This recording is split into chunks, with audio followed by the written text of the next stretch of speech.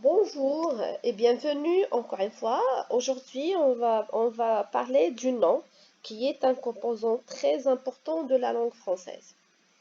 Alors, le nom. Le nom, c'est quoi tout d'abord? C'est un substantif, on l'appelle aussi un substantif. C'est un mot qui varie en genre et en nombre. Donc, le genre, c'est le féminin et le masculin, et le nombre, c'est est-ce que c'est pluriel ou bien singulier. دونك الاسم هو عنده بعض الخصائص اللي هي عنده كان عنده جونغ واش هو مؤنث او مذكر، وعنده عدد اللي هو واش هو جمع او لا مفرد، فهو عنده التغييرات يقدر تحدث فيها التغييرات. دونك il est généralement accompagné d'un déterminant qui renseigne sur le genre et le nombre. Toujours un nom, toujours on trouve avant le nom un déterminant, et on va travailler également les déterminants pour dire donc les déterminants nous aident à trouver le genre et le nombre du nom. Alors on a les exemples suivants. On a le stylo est sur la table. Donc on a deux noms, stylo et table. Alors stylo, c'est un nom masculin singulier. Comment je le sais? Parce que j'ai le qui est un article défini.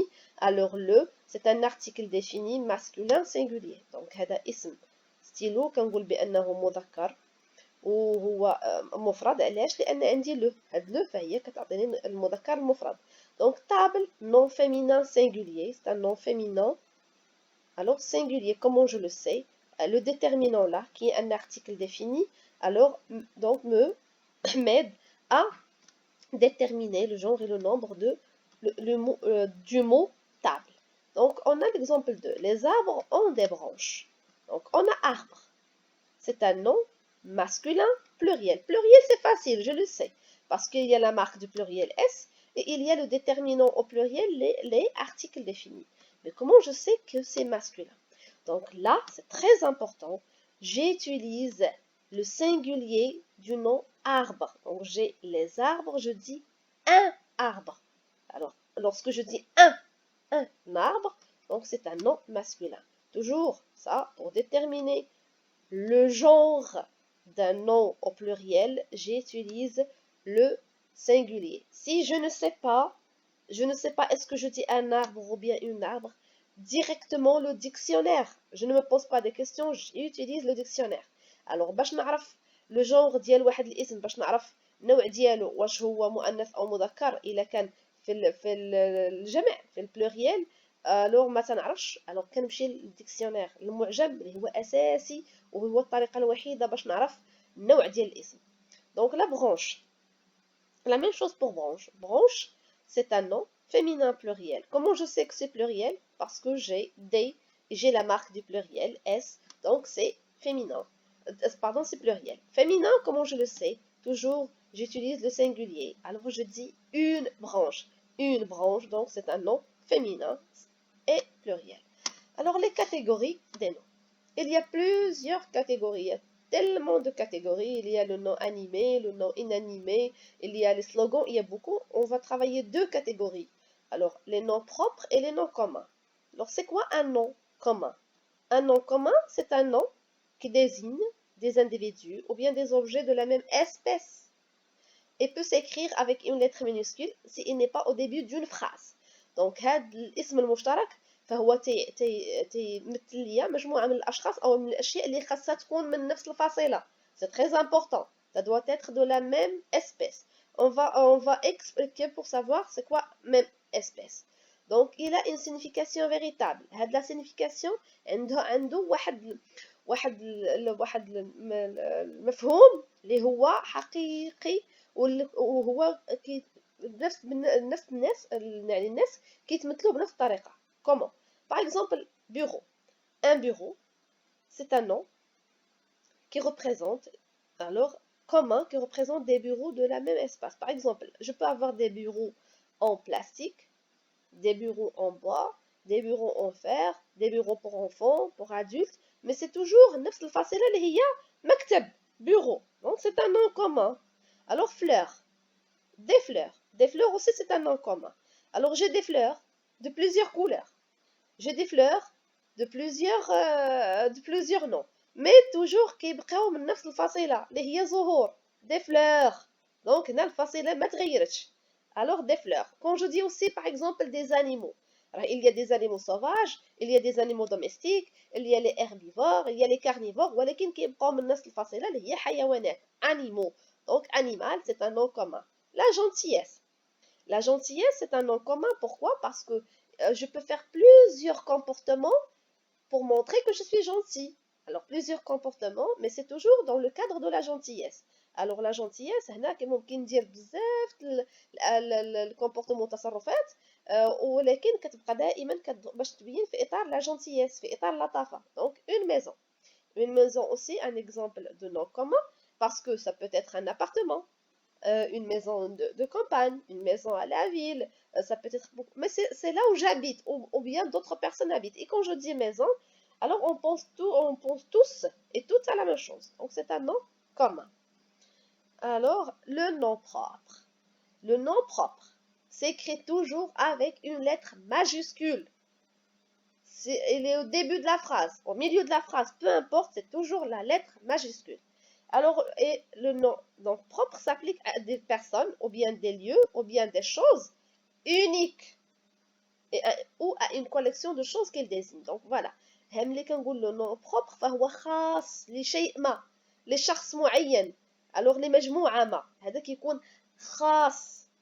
يعني par exemple la capitale du Maroc est Rabat. Donc Maroc, regardez, il est au milieu de la phrase avec une lettre majuscule, la même chose parce que c'est un nom propre. Il y a un seul Maroc, un seul pays qui s'appelle le Maroc. Alors, il y a une seule ville qui s'appelle Rabat au Maroc, donc voilà. Alors, mon frère s'appelle Ayoub. Alors, il y a plusieurs Ayoub dans le monde, mais le mien, le frère, mon frère à moi, Ayoub, il est unique pour moi. هو كاين واحد اللي هو خويا أيوب، واحد واخا كاين أيوب بزاف ولكن بالنسبة ليا أنا واحد. Alors, les filles adorent l'histoire de Cendrillon. Aussi les noms des histoires, de films, de romans, alors ce sont des noms propres. Parce qu'il y a une seule histoire de Cendrillon.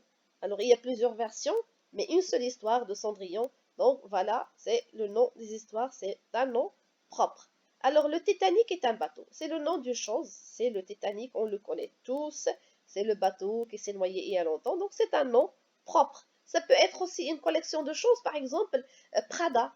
Prada, c'est une collection de vêtements. C'est la collection Prada. C'est une collection de choses. Quand je dis Prada, je pense à plusieurs choses qui appartiennent à cette collection. Alors, les fonctions du nom. Les fonctions du nom sont donc sachant selon l'emplacement de ce nom dans la phrase. Alors, ça peut être par exemple les exemples. Le chien, effrayer les voisins. Là, le chien, c'est un nom commun. Et c'est un sujet, c'est sa fonction dans la phrase. هنا باش نفرقوا ما بين la fonction et la nature.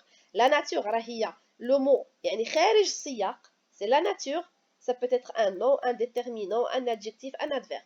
وملي كنقول la fonction فهو le nom fait la phrase dans un contexte في سياق. Par exemple ici, Hanoi, alors là Hanoi c'est un nom propre et c'est un sujet. Et la capitale du Vietnam. Alors, on va travailler la capitale. La capitale, c'est un attribut parce que ça vient après un verbe d'état et ça revient sur un sujet. Alors, c'est un attribut. Alors, mon père, directeur, préside une réunion. Alors là, je peux enlever, je peux garder mon père préside. Directeur, c'est un apposé. Je l'ajoute pour, par exemple, donner une valeur au sujet ici. J'ai donné une valeur au sujet, donc c'est un apposé. Donc, je fais des courses au marché cet après-midi. Donc, j'ai plusieurs noms. Courses, marché, après-midi. Donc, ici, courses, c'est un COD. Marché, c'est un CCL. Et après-midi, c'est un CCT. Alors, ce sont des compléments parce qu'ils complètent le verbe. Quand je dis je fais, la phrase n'est pas complète. Je fais des courses, alors c'est complète. Alors là, au marché, j'ajoute où et j'ajoute quand. Donc, voilà.